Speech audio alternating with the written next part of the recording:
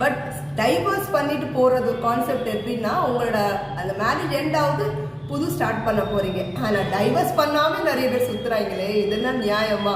So உங்கள் குழந்தை நல்லா இருக்கணும் இப்படி அப்படி கண்டிஷன்ஸ்லாம் போடுறீங்களே, ஃபர்ஸ்ட் பேரண்ட்ஸ் ஒழுங்காக இருந்தால் தானே அது இருக்க முடியும். இன்னொரு விஷயம் நான் சொல்ல போகிறேன். நான் லவ் பண்ணுறேனோ இங்கே போகிறேன்னா அங்கே போகிறேன், என்னை பற்றி விமர்சனம் பண்ண அவசியமே கிடையாது. ஏன் நான் உங்கள் சட்டமே சொல்லுதே எப்படினாலும் இருந்துக்கோ சொல்லி. ஹாய் வணக்கம், நான் உங்கள் ஜெயந்தாரா. நேற்று பார்த்தீங்களா, நான் கோயில் போயிருந்தேன். ஒரு ஃபேமஸானது டூரிசம் ஏரியாவும் சொல்லலாம், மாசாணி அம்மன் கோயில். நல்லபடியாக எல்லாம் கூப்பிட்டு வந்துட்டேன். அதான் சாமிகிட்ட கேட்க போனேன், என்னப்பா சாமி நடக்குது, நீ குடு, பிரச்சனை ஒன்னொன்னா குடு, மொத்தமா கொடுக்காத, என்னால் சமாளிக்க முடியாது. ஏன்னா நான் ரெகுலர் கஸ்டமர் தான், கவலைப்படாத, நீ குடு, பிரச்சனை கொடுத்தா பெருசா கொடு, சாதிக்கிற மாதிரி. சின்ன சின்னதாக வேணாம். ஏன்னா சின்னதை எனக்கு போர் அடிச்சிருச்சு. இப்படி அப்படி நான் சால்வ் பண்ணிட்டு போறேன். பெரிய பிரச்சனை வரணும், சால்வ் பண்ற மாதிரி ஒரு சக்தி கொடுக்கணும் தான் வேண்ட போனேன். அதே மாதிரி நிறைய பிரச்சனைகள் இருக்குல்ல, அதுக்கு தீர்வு வேணும்னு சொல்லிட்டு அதான் நான் சில மீட்டிங் போனேன். அவங்க இந்த மீட்டிங் தான் நடந்துச்சு. ஒருத்திக்கு ஒருத்தன் அப்படி சொல்லி சட்டம் இருக்குல்ல, அது இப்போ லிவிங் டுகெதர், யார் கூட எப்படினாலும் மேய்ஞ்சிக்கலாம் சொல்லி தான் பிரச்சனையே வருது. ஸோ அவங்களோட பாயிண்ட்ஸ் எடுத்து வெளியே வைக்க சொன்னாங்க, நானும் வச்சேன்.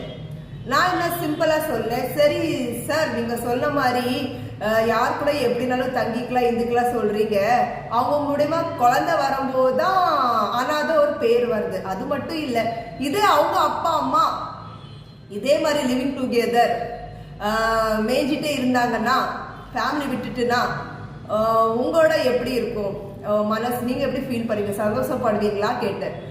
அதான் அவங்க என்ன சொல்கிறாங்கன்னா, சட்டமே மாறுது காரணம் நம்ம சில விஷயங்கள் பண்ணியிருக்கோம். அது வேற என்னன்னா, பாப்புலேஷன் நிறைய ஆயிடுச்சு, புரிஞ்சிக்க சக்தி இல்லை. எல்லா பேரும் படிச்சுட்டாங்க. அந்த காலத்தில் 1-2 பேர் படிச்சிருப்பாங்க, நாங்கள் அப்படியா இப்படியா பாராட்டி பேசுவோம். அதே மாதிரி அந்த ஊரில் 1-2 திருடங்க தான் இருப்பாங்க. அந்த ஊரில் ஏதோ பிரச்சனை நடந்துச்சுன்னா அவங்கள தான் போய் விசாரிப்பாங்க. இப்போ அப்படி கிடையாது. எல்லா வீட்டில் எல்லா திருடங்க இருக்காங்க.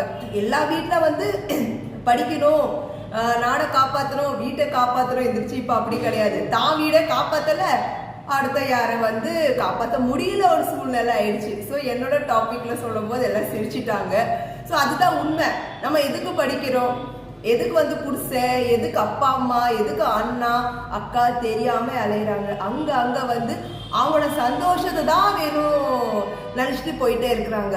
எத்தனை பெண்கள் ஃபேமிலிக்காக தியாகம் பண்ணிட்டு இப்பயோ வாழ்றாங்க. எத்தனை பேர் அப்பாங்கள் தியாகம் பண்ணி இப்பயோ வாழ்றாங்க. அவங்களாம் இப்ப காணாம போயிட்டாங்க. ஏன்னா அவங்களும் பயப்படுறாங்க இந்த சமுதாயத்துல. ஏன்னா அவங்க நல்ல விஷயத்த பண்ணனாலும் தப்பான விஷயம் தான் வருது. ஸோ இவங்களை எப்படி நம்ம கண்டுபிடிக்கிறது? ஸோ இப்பயோ நம்மளால இதெல்லாம் ஸ்டாப் பண்ண முடியலன்னா ஃபியூச்சர்ல நீங்க உங்களே காப்பாற்ற முடியாதா என்னோட கான்செப்ட். ஸோ நான் ஏன் இது சொல்றேன்னா, ஒரு வீட்டில் ஒரு புருஷன் எப்படி நடத்துக்கணும், அதே மாதிரி எப்படி பொண்டாட்டி இருத்துக்கணும், அந்த அப்பா அம்மா அந்த காலத்தில் இருந்தவங்க சொல்லி கொடுத்தது தான், அது ஃபாலோ பண்ணுங்க. நான் எப்பவுமே பெண் இப்படிதான் இருக்கணும், ஆண் இப்படிதான் இருக்கும் சொல்லி சொல்லி எங்களை வளர்ப்பாங்க வீட்டில். சமையல் கட்டில் ஆண்கள் போகக்கூடாது, பெண்கள். நான் மும்பையில் வளர்ந்தாலும் எங்கள் வீட்டில் ஒரு தமிழ் கலாச்சாரம் தான் ஓடு எல்லாமே. ஸோ நான் ரொம்ப ஆர்கியூ பண்ணுவேன். ஏன்னா படிக்க விடல, நான் சண்டை போட்டு படித்தேன். நான் ஸ்போர்ட்ஸ்க்கு போகக்கூடாது, சண்டை போட்டு நான் அவார்டில் வாங்கினேன். அதுமாதிரி சண்டை போட்டு தான் ஒரு விஷயம் நான் வாங்கினேன். ஏன்னா பெண்களுக்கு அவ்வளோ கஷ்டம். எவ்வளோ நல்ல விஷயத்துக்கு சப்போர்ட் யாரும் பண்ண மாட்டாங்க. ஆனால் அது வெளியே வெடிச்சு வந்தால் அவள் தப்பானவ, வாயாடி, இப்படி என்னன்னோ கதை கேட்டுறாங்க தெரியல. இப்போ அப்படிதான். நான் என் விஷயத்துக்கு போராடும் போது ஒரு தப்பாயிடுச்சு. என் புருஷனுக்காக நான் போராடுறேன், அது தப்பே இல்லையே, என் பையனோட அப்பா. பட் இவங்க என்ன சொல்றாங்க, நீங்க செகண்ட் மேரேஜ் பண்ணிக்கோங்க, தேர்ட் மேரேஜ் பண்ணிக்கோங்க. ஏன் உங்க அப்பா அம்மா அப்படி பண்ணா அவங்களுக்கு சந்தோஷமா இருக்குமா நான் கேட்கிறேன். இப்ப 2-3 இன்னும் நிறைய நடக்க போகுது. இது ஆண்கள் தான் நிறைய கல்யாணம் பண்ணலாம் சொல்லி பயங்கர ஓடிட்டு இருக்கு. இப்போ பெண்களும் நிறைய பண்ண ஸ்டார்ட் பண்ணிட்டாங்க.